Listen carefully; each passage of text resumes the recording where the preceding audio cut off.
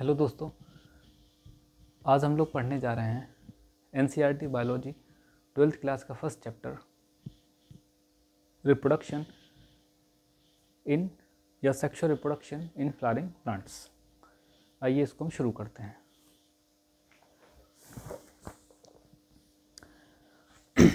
सबसे पहले तो हम देखते हैं इसके इंट्रोडक्शन के तौर पे कि जैसे इसके फर्स्ट पैराग्राफ में एक लाइन लिखी हुई है, all flowering plants show sexual reproduction. तो जितने भी फ्लावरिंग प्लांट्स होते हैं वो सेक्सुअल रिप्रोडक्शन करते हैं। फ्लावरिंग प्लांट्स कौन से क्लास में आते हैं? तो आते हैं एंजियोस्पर्म में, है ना। एक होते हैं जो, अगर हम लोअर प्लांट्स की बात करें तो लोअर प्लांट्स में आपके आते हैं ब्रायोफाइटा, टेरिडोफाइटा, ठीक है। और ये फिर आपके आते हैं जिम्नोस्पर्म और एंजियोस्पर्म। तो एंजियोस्पर्म को हम मानते हैं कि ये हायर क्लास के प्लांट होते हैं, तो इनमें सेक्सुअल रिप्रोडक्शन होता है। फिर है कि जो and product of sexual reproduction क्या होते हैं? तो फ्रूट्स एंड सीड होते हैं। बाकी इसका जो फर्स्ट टॉपिक है इसकी ओर चलते हैं, pre fertilisation structures and events. इसका भी फर्स्ट टॉपिक है जो बहुत इंपॉर्टेंट है, stamen, microsporangium and pollen grain. हम जानते हैं जो स्टैमन होते हैं वो फ्लावर के का मेल रिप्रोडक्टिव पार्ट्स होते हैं। तो इसके बारे में हम लोग देखते हैं, हम लाइन टू लाइन पढ़ेंगे और उसको समझने की कोशिश करेंगे कि इसमें क्या क्या चीज़ें दी गई हैं। तो इसमें फर्स्ट टॉपिक है the two part of typical स्टेमन, the long and slender stock called the filament and the terminal generally bilobed structure called the anther. अब वो कह रहे हैं कि जो स्टेमन होता है उसके दो पार्ट होते हैं या वो दो पार्ट रखता है। एक तो उसमें एक उसका जो टर्मिनल पॉइंट या जो उसके एपेक्स पर टॉप पर एक बाइलोब्ड स्ट्रक्चर होता है। बाइलोब्ड का मतलब टू चैम्बर्ड स्ट्रक्चर होता है जिसे हम बोलते हैं एंथर। और एंथर से ही जुड़ा हुआ नीचे की ओर एक फिलामेंट या एक स्टिक जैसा स्ट्रक्चर होता है, ठीक है, जिसको हम फिलामेंट कहते हैं। The proximal end of the filament is attached to the thalamus और the petal of the flower. अब वो कह रहा है कि जो फिलामेंट होता है, फिलामेंट का जो नीचे वाला या जो बेस पोर्शन होता है वो किससे अटैच होता है? तो वो फ्लावर के थैलेमस से अटैच होता है या पेटल से अटैच होता है। The number and length of stamens are variable in flowers of different species. तो जितनी भी एंजियोस्पर्म की अलग अलग स्पीसीज होती हैं उनमें अलग अलग नंबरिंग में जो एंथर्स होते हैं वो या स्टेमन्स होते हैं वो प्रेजेंट होते हैं। अब हम सेकेंड पैराग्राफ पे आते हैं जो बहुत इंपॉर्टेंट है।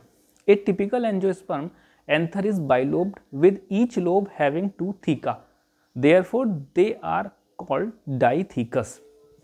अब वो कह रहे हैं कि जो एंथर होता है, एक जो टिपिकल एंथर होता है वो क्या होता है? वो बाइलोब्ड होता है, यानी बाई का मतलब टू और लोब का मतलब चैम्बर, यानी उसमें कितने चैम्बर होते हैं? दो। और हर एक चैम्बर में या हर एक लोब में दो लेयर होती हैं, जिस लेयर को हम बोलते हैं थीका। इसलिए एंथर कैसा होता है? बाइलोब्ड और डाइथीकस स्ट्रक्चर होता है। फिर इसकी दो लाइन आप क्रॉस कर सकते हैं, जंप कर सकते हैं। फिर है the bilobed nature of an anther is very distinct in the transverse section of the anther. तो एंथर का जो बाइलोब्ड नेचर होता है वो जब हम एंथर की टीएस काटते हैं तो हमको दिखाई देता है। The anther is four sided, बहुत इंपॉर्टेंट है, structure consisting of 4 microsporangia located at the corner, 2 in each lobe. अब कह रहा है कि जो एंथर है वो 4 साइडेड, यानी कि जो दोनों चैम्बर हैं उन दोनों चैम्बर में 4 साइडें हैं या टेट्रागोनल स्ट्रक्चर है। चेंजर हम इस तरीके से देख सकते हैं कि इसमें कुछ इस तरह के स्ट्रक्चर हैं, ठीक है, ये इस तरीके के, ठीक है। और ये एक लोब और ये दूसरा लोब, और हर एक लोब में जो सेंटर है उस पर क्या है? अगर हम इसको टीएस काटते हैं तो ये दो चैम्बर है, ठीक है, दो चैम्बर हैं। तो इनमें से क्या है? इन दोनों चैम्बर में ये डाइथीकस हो गया, बाइलोब्ड स्ट्रक्चर हो गया, पर ये टीएस काटने पर कैसा दिखता है? टेट्रागोनल, यानी इसके 1 2 3 4, ये 4 साइडें हैं, टेट्रागोनल स्ट्रक्चर है। और इसमें अगर हम देखें तो हर एक साइड में कॉर्नर पर क्या है? 4 माइक्रोस्पोरेंजिया मौजूद हैं। फिर नेक्स्ट है, यानी कि 4 माइक्रोस्पोरेंजिया हैं, तो दो एक लोब में और दो दूसरे लोब में प्रेजेंट हैं। फिर आ रहा है the microsporangia develop further and become pollen sac. बहुत इंपॉर्टेंट लाइन है नीट वाले बच्चों के लिए। जो पॉलन सेक होता है वो क्या है, अगर पूछा जाए तो पॉलन सेक क्या है, एक एंथर को कि जब हम टीएस काटते हैं तो एंथर हमें टेट्रागोनल स्ट्रक्चर का दिखता है और उसके हर एक लोब में दो दो माइक्रोस्पोरेंजिया प्रेजेंट होती हैं। यही माइक्रोस्पोरेंजिया मैच्योर होने पर, डेवलप होने पर किसमें कन्वर्ट हो जाती हैं, पॉलन सेक में। They extend longitudinally all through the length of an anther and are packed with pollen grain। और जो पॉलन सेक होते हैं वो लॉन्गिट्यूडिनली रन करते हैं एंथर के साथ साथ और उनमें हजारों की संख्या में पॉलन ग्रेन डेवलप होते हैं। अब आते हैं स्ट्रक्चर ऑफ माइक्रोस्पोरेंजिया पर। ये तो थी स्टेमन की बात, अब हम बात करेंगे माइक्रोस्पोरेंजिया की। माइक्रोस्पोरेंजिया का स्ट्रक्चर क्या होता है, पहले इसको देखते हैं। ए typical microsporangium appears near circular in outline। अब यहाँ पर हम अगर एक ये 4 माइक्रोस्पोरेंजिया हैं, अगर इन माइक्रोस्पोरेंजिया की बात करें तो ये माइक्रोस्पोरेंजिया क्या है, बाहर से देखने पर या आउटर साइड से देखने पर एक ऐसा एक सर्कुलर स्ट्रक्चर दिखाई देता है। इट इज़ जनरली सराउंडेड, बहुत वेरी इंपॉर्टेंट पार्ट है ये, it is generally surrounded by 4 wall layer. यानी ये जो माइक्रोस्पोरेंजिया है एक, अगर हम इसका डायग्राम यहाँ पे बना दें, इसको यहाँ पे अगर हम बना दें तो ये एक जो माइक्रोस्पोरेंजिया है इसमें 4 लेयर प्रेजेंट होती हैं। कितनी लेयर प्रेजेंट होती हैं, 4 लेयर प्रेजेंट होती हैं। Epidermis, endothecium, middle layer and the tapetum. यानी जो हर एक माइक्रोस्पोरेंजिया है उसकी वॉल में 4 लेयर्स हैं। जो आउटर लेयर होती है इसको बोलते हैं एपिडर्मिस, जो सेकंड लेयर होती है इसको बोलते हैं एंडोथीसियम, जो थर्ड लेयर होती है इसको बोलते हैं मिडिल लेयर और जो लास्ट या इनर मोस्ट लेयर होती है इसको हम बोलते हैं टैपेटम। अब इनके फंक्शन क्या होते हैं देखते हैं। The outer 3 wall layer perform the function of protection and help in dehiscence of anther to release the pollen. अब ये जो माइक्रोस्पोरेंजिया के जो वॉल लेयर हैं चारों, इनमें जो ये बाहर की जो चारों लेयर, बाहर की जो 3 लेयर हैं कौन कौन सी, आउटर मोस्ट एपिडर्मिस, उसके बाद एंडोथीसियम और फिर मिडिल लेयर, ये क्या काम करती हैं, ये पॉलन ग्रेन को प्रोटेक्ट करती हैं और साथ ही साथ जब पॉलन ग्रेन मैच्योर हो जाता है तो उसको बस्ट, एंथर को बस्ट करने में भी ये हेल्प करती हैं। बाहर की तीनों लेयर हैं। जो इनर मोस्ट लेयर होती है जिसका नाम है टैपेटम, ये क्या काम करती है, तो ये पॉलन ग्रेन को न्यूट्रिशन प्रोवाइड करती है। ये क्वेश्चन नीट में भी पूछा गया है कि इनर मोस्ट जो लेयर है टैपेटम वो क्या फंक्शन करती है, और इनको वो एक ऑर्डर में लगाने के लिए भी पूछ सकते हैं कि इसका सही ऑर्डर इनर मोस्ट से आउटर या आउटर मोस्ट से इनर। तो इसको आप देखिएगा। The inner most wall layer is the tapetum, it nourishes the developing pollen grain. तो जो इनर मोस्ट लेयर होती है वॉल लेयर, उसको हम टैपेटम कहते हैं और ये पॉलन ग्रेन को नरिशमेंट प्रोवाइड करती है। फिर हम बात करते हैं cells of the tapetum possess dense cytoplasm. बहुत इंपॉर्टेंट लाइन है ये। Cells of the tapetum possess dense cytoplasm and generally have more than 1 nucleus. बहुत इंपॉर्टेंट है, जैसा कि नीट वाले बच्चे जानते हैं कि नीट में हर एक सेंटेंस को पूछ लिया जाता है कि सेंटेंस सही है गलत है। तो यहाँ पे वो क्या पूछ सकता है कि जो टैपेटम होती है उसमें डेंस साइटोप्लाज्म प्रेजेंट होता है, पाया जाता है क्योंकि सेल है। अब इसमें वो यहाँ से पूछ सकता है कि क्या टैपेटम में सिर्फ सिंगल न्यूक्लियस प्रेजेंट होता है, तो नहीं, टैपेटम में एक से ज़्यादा न्यूक्लियस प्रेजेंट होते हैं। अब हम बात करेंगे when the anther is young, A group of compactly arranged homogeneous cells called the sporogenous tissues occupies the centre of each microsporangium. ठीक है, अब वो कह रहे हैं कि जब एंथर यंग होता है तब उस समय उसके अंदर कुछ सेल्स का एक होमोजीनियस, जिनका स्ट्रक्चर और फंक्शन सेम होता है, तो ऐसी जो सेल्स होती हैं उनका एक ग्रुप होता है और वो बहुत ही पास पास या डेंस या क्लोजली पैक्ड होता है और वो एक टिश्यू फॉर्म करता है जिसको बोलते हैं स्पोरोजीनियस टिश्यू। और ये जो सेल्स का पैक या जो स्पोरोजीनियस टिश्यू होता है ये कहाँ प्रेजेंट होता है, तो ये माइक्रोस्पोरेंजिया के हर एक 4 माइक्रोस्पोरेंजियम है ना, तो चारों माइक्रोस्पोरेंजिया के सेंटर में ये पैक्ड होता है क्या, स्पोरोजीनियस टिश्यू। स्पोरोजीनियस टिश्यू किसका बना होता है, तो सेल्स होती हैं होमोजीनियस स्ट्रक्चर की। फिर बात करते हैं माइक्रोस्पोरोजेनेसिस क्या होती है। As the anther develop the cells of the sporogenous tissue undergo meiotic division to form microspore tetrad. यहाँ से भी क्वेश्चन पूछा जा सकता है कि माइक्रोस्पोरोजेनेसिस क्या है। तो इसकी पहले लाइन में बोल रहे हैं कि जैसे ही एंथर डेवलप होता है तो जो स्पोरोजीनियस टिश्यू होता है, ठीक है, स्पोरोजीनियस टिश्यू की जो सेल्स होती हैं, जो होमोजीनियस सेल थी, वो उनमें कौन सा डिवीजन होता है, तो उनमें मियोटिक डिवीजन होता है। याद रखिएगा, मियोटिक डिवीजन होता है जिसे हम मियोसिस भी कहते हैं। और वो क्या बनाते हैं, वो बनाते हैं माइक्रोस्पोर टेट्राड, यानी कि 4 माइक्रोस्पोर बनते हैं। As each cell of the sporogenous tissue is capable of giving rise to a microspore tetrad, अब वो कह रहे हैं कि स्पोरोजीनियस टिश्यूज की जो हर एक सेल होती है, जो हर एक होमोजीनियस सेल होती है, वो माइक्रोस्पोर टेट्राड को, हर एक सेल माइक्रोस्पोर टेट्राड को जन्म देने में कैपेबल होती है। Each one is a potential pollen और माइक्रोस्पोर मदर सेल। अब ये बहुत इंपॉर्टेंट है कि स्पोरोजीनियस टिश्यू जिन सेलों से बनता है, उन सेलों को हम क्या बोलते हैं, तो उनको हम पॉलन मदर सेल्स कहते हैं, ठीक है। और हम क्या कह सकते हैं, उनको पोटेंशियल पॉलन कहते हैं। The process of formation of microspore from a pollen mother cell PMC through meiosis is called microsporogenesis. यानी कि स्पोरोजीनियस टिश्यू की जो हर एक सेल होती है, सेल कौन सी है, होमोजीनियस स्ट्रक्चर वाली है, वो हर एक सेल जिसे हमने क्या कहा, पॉलन मदर सेल कहा या पोटेंशियल पॉलन कहा, वो माइक्रोस्पोर टेट्राड को जन्म देती है मियोटिक या मियोसिस डिवीजन के थ्रू।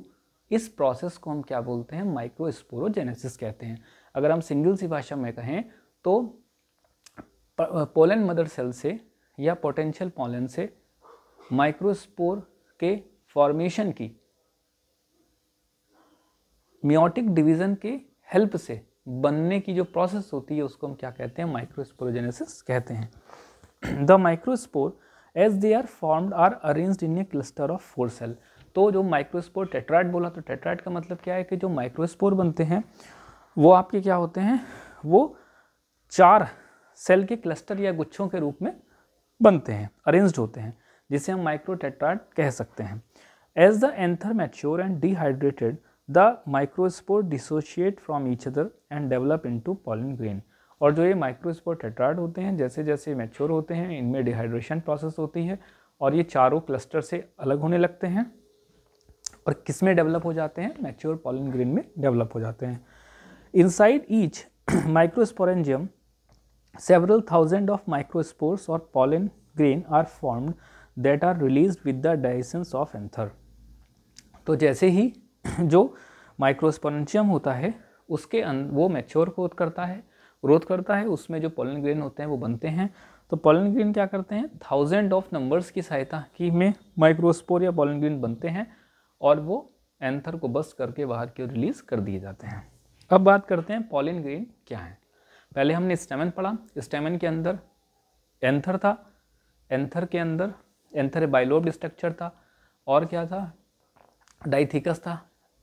हर एक एंथर के अंदर 4 माइक्रोस्पोरेंजियम प्रेजेंट थी। माइक्रोस्पोरेंजियम के अंदर क्या होते हैं, पॉलन ग्रेन्स होते हैं। तो इनके बारे में बात करते हैं। The pollen grain represent the male gametophytes. बहुत इंपॉर्टेंट लाइन है, क्वेश्चन पूछा भी गया है नीट में कि मेल गैमेटोफाइट किस चीज़ को रिप्रेजेंट करता है, तो वो है पॉलन ग्रेन। अब यहाँ पे नेक्स्ट पैराग्राफ में आइए, नेक्स्ट पेज पर। पॉलन ग्रेन ये यहाँ से बहुत इंपॉर्टेंट है, बहुत क्वेश्चंस यहाँ से बन सकते हैं। Pollen grains are generally spherical. यहाँ पे पॉलन ग्रेन का वो डायमीटर पूछेगा, उसका स्ट्रक्चर पूछेगा, तो ये कैसे होते हैं, ये थोड़े से गोल होते हैं, ठीक है। और इनका जो डायमीटर होता है वो 25 से 50 माइक्रोमीटर होता है। It has a prominent 2 layered wall. अब यहाँ ध्यान रखिएगा, पॉलन ग्रेन जो होता है वो गोल होता है, 25 से 50 डायमीटर इसका मेजरमेंट होता है। अब अंदर स्ट्रक्चर की बात कर रहे हैं तो बता रहे हैं कि इसमें भी वॉल लेयर प्रेजेंट है। और जो वॉल लेयर है उसमें कितनी वॉल हैं, कितनी लेयर हैं, 2। जो वॉल है वो वॉल कितनी लेयर की बनी है पॉलन ग्रेन की, 2 लेयर की। The hard outer layer called the exine. अगर हम बात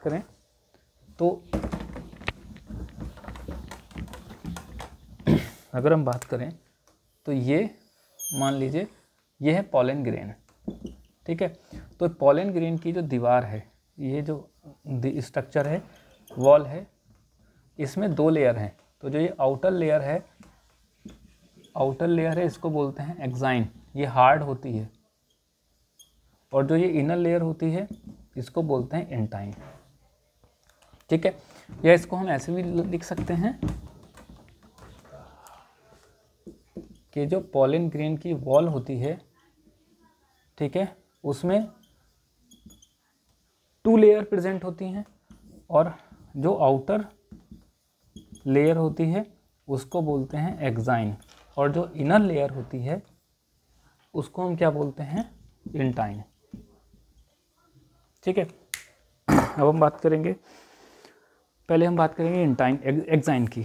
the hard outer layer called the exine is made up of sporopollenin. बहुत इंपॉर्टेंट है, क्वेश्चन पूछा भी गया है कि पॉलन ग्रेन की जो वॉल होती है उसमें 2 लेयर होती हैं, आउटर लेयर होती है उसको एक्साइन कहते हैं और ये बहुत ही हार्ड मटेरियल से बनी होती है जिसको बोलते हैं sporopollenin, which is one of the most resistant organic material known. तो अभी तक के पाए जाने वाले या ज्ञात या नोन ऑर्गेनिक मटेरियल में सबसे ज़्यादा ये हार्ड होता है, क्या, स्पोरोपोलेनिन, जो पॉलन ग्रेन की आउटर मोस्ट लेयर जिसे एक्साइन कहते हैं वो बनाता है। It can withstand high temperature and strong acids and alkali. No enzyme that degrades sporopollenin is so far known. अब वो कह रहे हैं कि जो स्पोरोपोलेनिन होता है ये इतना ज़्यादा हार्ड या कठोर होता है कि इसके ऊपर किसी भी एंजाइम का, किसी भी हायर टेम्परेचर का, किसी भी एल्केलाई का, यहाँ तक कि किसी भी एंजाइम का कोई भी इम्पैक्ट नहीं पड़ता, यानी ये आसानी के साथ में डिस्ट्रॉय या ख़राब नहीं हो सकता। Pollen grain exine has prominent aperture called germ pore where sporopollenin is absent. बहुत ही इंपॉर्टेंट लाइन है। अब वो कह रहे हैं कि जो पॉलन ग्रेन की जो आउटर मोस्ट लेयर होती है जिसे हम एक्साइन कहते हैं, ये मान लीजिए ये है आपकी पॉलन ग्रेन की ये आउटर लेयर है जिसे हमने क्या बोला, एक्साइन बोला। तो एक्साइन पर एक जगह हल्का सा होल होता है, एक जिसे हम बोलते हैं जर्म पोर। अब वो आपसे क्वेश्चन पूछ सकते हैं कि क्या जो एक्साइन होती है क्या वो रेगुलर स्ट्रक्चर है या रेगुलर लेयर है, तो नहीं है। क्यों? क्योंकि उसमें एक जगह पे क्या है, एक छोटा सा छेद है या होल है जिसको हम जर्म पोर बोलते हैं और इसी जर्म पोर पर स्पोरोपोलेनिन एब्सेंट होती है, ठीक है। तो ये बहुत इंपॉर्टेंट है। Pollen grains are well preserved as fossil because of the presence of sporopollenin। अब ये भी क्वेश्चन नीट में पूछा गया है कि जो क्या पॉलन ग्रेन को स्टोर करके रखा जा सकता है, बिल्कुल रखा जा सकता है। क्यों? क्योंकि वो किससे बना हुआ है, स्पोरोपोलेनिन से, जिसकी वजह से पॉलन ग्रेन आसानी से डिस्टर्ब या डिस्ट्रॉय नहीं किया जा सकता। इसलिए पॉलन ग्रेन को कई सालों तक स्टोर करके रखा जा सकता है या फॉसिल की तरह प्रिजर्व करके रखा जा सकता है। अब आगे बढ़ते हैं द इनर वॉल की ओर। The inner wall of the pollen grain is called the intine. It is thin and continuous layer made up of cellulose and pectin. अब देखिए, जो अगर हम कंपेयर करें तो जो आउटर पॉलन ग्रेन की वॉल की जो आउटर लेयर थी जिसको हमने एक्साइन बोला था, वो इर्रेगुलर स्ट्रक्चर है क्योंकि उसमें एक जगह पर स्पोरोपोलेनिन एब्सेंट है। वो जगह कौन सी है, जर्म पोर। जबकि अगर हम इंटाइन की बात करें तो इंटाइन इनर लेयर है पॉलन ग्रेन की और ये रेगुलर है, यानी इसमें कोई भी छेद या कोई भी होर नहीं है, ठीक है। और साथ ही साथ ये किससे बनी हुई है, सेलुलोज एंड पैक्टिन से।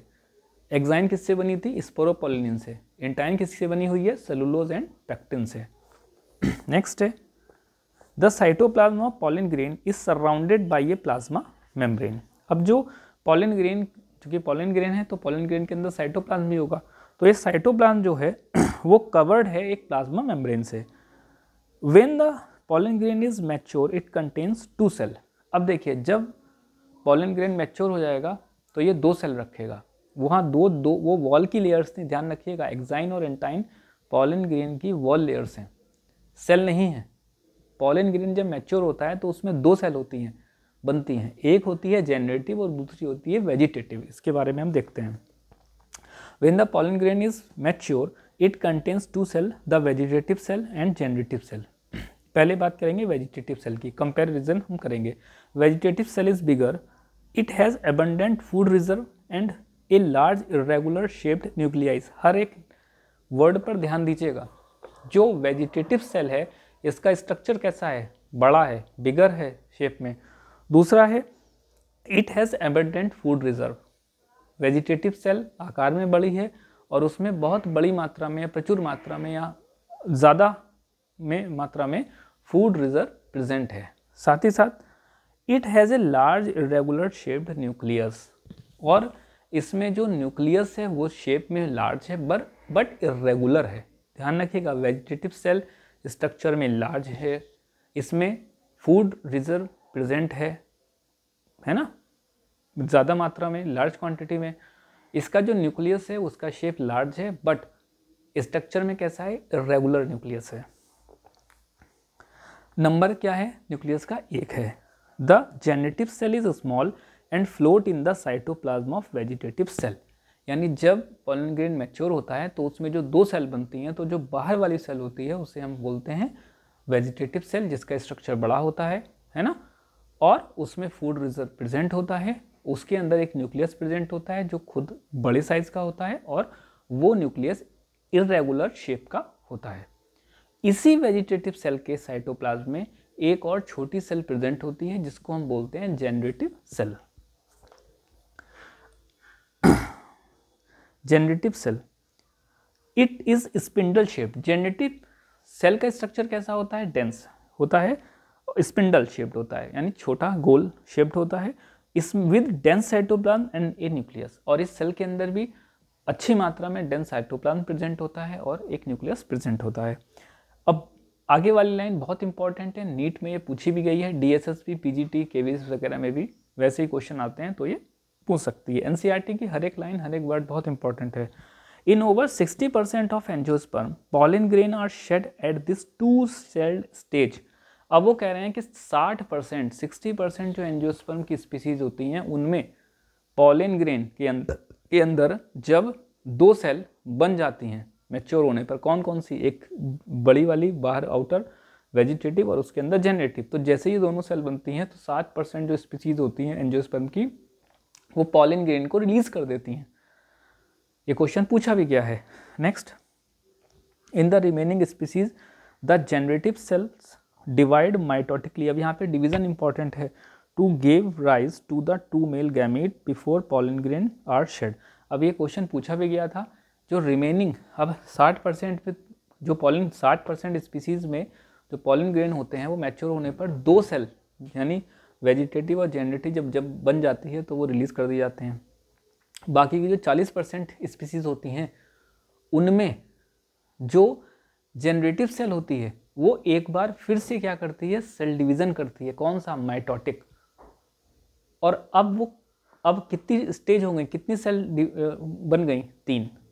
तो 40% में 40% एंजियोस्पर्म की स्पीसीज 3 या 3 सेल्ड स्टेज बनने पर ही पॉलन ग्रेन को रिलीज करती हैं। ठीक है, और ध्यान रखिएगा कौन सी सेल में माइटोटिक डिवीजन होगा, जेनरेटिव सेल में। जेनरेटिव सेल वेजिटेटिव सेल के अंदर है, स्पिंडल शेप की है। फिर है pollen grain of many species cause, बहुत इंपॉर्टेंट है, क्वेश्चन यहाँ से नीट वगैरह में पूछा भी गया है। Cause severe allergies and bronchial affliction in some people often leading to chronic respiratory disorder, asthma and bronchitis. अब वो कह रहे हैं कि बहुत सारी जो स्पीसीज होती हैं एंजियोस्पर्म की, उसके जो पॉलन ग्रेन होते हैं वो जो ह्यूमंस होते हैं उनमें रिस्पिरेटरी डिसऑर्डर भी क्रिएट करते हैं, जैसे एस्थमा और ब्रोंकाइटिस। इट में बी मेंशन दैट, बहुत इंपॉर्टेंट क्वेश्चन पूछा गया है, पार्थिनियम और कैरेट ग्रास, ये बहुत इंपॉर्टेंट है, इसका साइंटिफिक नेम भी पूछ सकते हैं। पार्थिनियम का साइंटिफिक नेम क्या है, तो ये आपका क्या है, कैरेट ग्रास भी इसको बोलते हैं। कैरेट ग्रास का साइंटिफिक नेम क्या है, तो पार्थिनियम। ठीक है, that came into India as a, ये क्वेश्चन नीट में आया गया है, India as a contaminant with imported wheat has become ubiquitous in occurrence and causes pollen energy. तो वो कह रहे हैं कि जो पार्थिनियम या कैरेट ग्रास है उसके जो पॉलन ग्रेन होते हैं वो हाँ इंडिया में, वो जो पार्थिनियम या कैरेट ग्रास है वो इंडिया की प्लांट स्पीसीज नहीं है, बल्कि जब इंडिया में वीट विदेशों से इंडिया में आया तो वो उस वीट के साथ में, जो कंटेमिनेटेड वीट था, संक्रमित गेहूं था, उसके साथ में ही पॉलन ग्रेन पार्थिनियम या कैरेट ग्रास की इंडिया में आ गए और यहाँ पर आकर के वो बड़ी मात्रा में फैल गए और आकर के उन्होंने पॉलन एनर्जी फैलाना शुरू कर दिया। नेक्स्ट है, यहाँ से भी क्वेश्चन आ चुका है, pollen grains are rich in nutrient. Pollen grain, ऐसे माना जाता है कि पॉलन ग्रेन में बहुत सारे न्यूट्रिशन प्रेजेंट होते हैं, होंगे भी। It has become a fashion in recent years to use pollen tablet as a food supplements. तो आज के ज़माने में एक फैशन बन चुका है कि हम पॉलन ग्रेन को फूड सप्लीमेंट के फॉर्म में टैबलेट के रूप में खाते हैं। In western countries a large number of pollen product in the form of tablet and syrup are available in the market. तो फॉरेन कंट्री में पॉलन ग्रेन के इसको सिरप और टैबलेट के फॉर्म में भी मार्केट में अवेलेबल किया गया है। Pollen consumption has been claim to increase the performance of athlete and race horses. जो ऐसा माना जाता है कि कुछ स्पेशल स्पीसीज़ के पॉलन ग्रेन खाने पर हॉर्सेस और जो एथलीट होते हैं उनकी जो एथलेटिक कैपेसिटी होती है वो बढ़ जाती है। अब जो नीचे का पैराग्राफ है इससे भी क्वेश्चन आपके बनते हैं। When once they are shed pollen grain have to land on the stigma before they loss viability. अब वो कह रहे हैं जब पॉलन ग्रेन एक बार एंथ्रेस से रिलीज हो जाते हैं तो उनको स्टिग्मा पर रिलीज होना पड़ता है, किसके लिए? रिप्रोडक्शन करने के लिए। तो वो आकर के अपनी वायबिलिटी, है ना, खोने से पहले वो स्टिग्मा पर आकर के रिप्रोडक्शन करना चाहते हैं। फिर इसमें the period for which pollen grain remain viable is highly variable and to some extent depend on the prevailing temperature and humidity. ये इंपॉर्टेंट है, जो पीरियड होता है पॉलन ग्रेन का, पॉलन ग्रेन रिलीज होने के कुछ समय तक ही एक्टिव मोड में रह पाते हैं, उसके बाद वो न्यूट्रल हो जाते हैं। तो वो कह रहे हैं कि अलग अलग स्पीसीज़ में जो ये वायबिलिटी पीरियड होता है वो अलग अलग होता है और ये किसके ऊपर डिपेंड करता है? ह्यूमिडिटी और टेम्परेचर के ऊपर डिपेंड करता है। फैक्टर है ह्यूमिडिटी और टेम्परेचर, ऐसे फैक्टर हैं जो पॉलन ग्रेन की फर्टिलाइजेशन पावर को अफेक्ट करते हैं। फिर है, अब यहाँ से इंपॉर्टेंट क्वेश्चन पूछा भी गया है, in some cereals such as rice and wheat. ये इंपॉर्टेंट है, एग्जांपल्स हैं। राइस और व्हीट में जो पॉलन ग्रेन होते हैं वो रिलीज होने के 30 मिनट बाद अपनी वायबिलिटी खो देते हैं, यानी रिलीज होने के 30 मिनट के अंदर अगर उन्होंने फर्टिलाइज नहीं किया स्टिग्मा पर तो वो अपनी जो वायबिलिटी है उसको लॉस कर देंगे। फिर नेक्स्ट है, एंड इनमें 30 मिनट्स बहुत इंपॉर्टेंट है और व्हीट और राइस इंपॉर्टेंट है।